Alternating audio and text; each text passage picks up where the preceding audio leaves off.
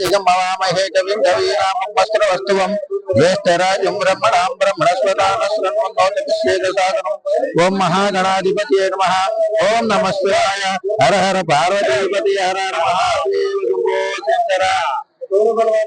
భక్త మహాశైలారా, అజనగర గ్రామంలో ఏం చేసి ఉన్న స్వయంభూ విముఖ బ్రహ్మసూత్ర విశ్వేశ్వర స్వామి వారి దేవ 86లో వెంకయ్యగారి స్వామివారి గణాచార్య స్వామివారు ఒంటి మీదకి వచ్చి ఇక్కడ ఒక పాదము, కాశీలో ఒక పాదము ఉంది కనుక ఈ స్వామివారిని ఇక్కడి నుంచి కదపొద్దని, ఇక్కడే గుడి కట్టాలని చెప్పారు కనుక 1886 నుంచి ఇక్కడ స్వామివారి ఇక్కడ ఉండటం జరిగింది. అట్లాగే 2012 నుంచి గ్రామస్తుల సహకారంతో ఇక్కడ స్వామివారికి విశేషంగా పూజలు జరుగుతున్నాయి. ప్రతి సంవత్సరం శివరాత్రి రోజున స్వామివారి కళ్యాణము, అఖండ అన్న సమారాధన కార్యక్రమాలు జరుగుతున్నాయి భక్తుల సహాయంతో.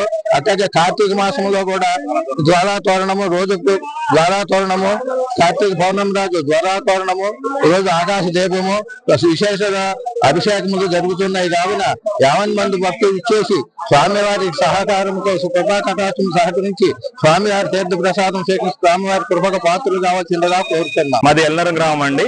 అందరికీ నమస్కారం. నా పేరు జొన్న వీరబాబు. నేను ఆలయం కమిటీ ప్రెసిడెంట్ అండి.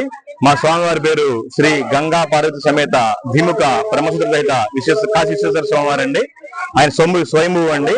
నా నుండి మా తాతలు, వాళ్ళ తాతలు ఎవరిని అడిగినా కూడా సుమారు 10 తరాల నుండి స్వామివారి శివలింగం ఇక్కడే ఉందని చెప్పేవారండి. కాకపోతే పల్లెటూరు మాది, కాస్త చిన్న సన్నకారు రైతులం కాబట్టి మేము స్వామివారిని డెవలప్ చేయలేకపోయాము. ఈ మధ్యనే 2012 నుంచి గ్రామస్తుల సహకారంతో, ఊళ్ళో కుర్రోళ్ళు యూత్ సహకారంతో స్వామివారికి నిత్యం దీపదీప నైవేద్యాలు, ప్రతి సంవత్సరం కళ్యాణము, అలాగే ఆ శివరాత్రి మహాశివరాత్రి రోజు స్వామివారికి కళ్యాణం చేసి ఆ మరుసటి రోజు ఇలాగే చక్కగా ఒక 3000 మందికి 4000 మందికి మేము అన్నసంబరం చేస్తామండి. కార్తీక పౌర్ణమి కూడా మేము కార్తీక దీపోత్సవం కూడా చేస్తామండి. మా స్వామివారి స్వయంభూ అండి. బ్రహ్మసూత్రాలు అండి. స్వామివారికి 2 వైపులా బ్రహ్మసూత్రాలు ఉంటాయండి. స్వయంభూ స్వామివారు అండి మా స్వామివారు. అతి పురాతన శివలింగం అండి స్వామివారి పేరు శ్రీ గంగా పార్వతి సమేత ధిముఖ బ్రహ్మసూత్ర కాశీ విశ్వేశ్వర స్వామివారు అండి.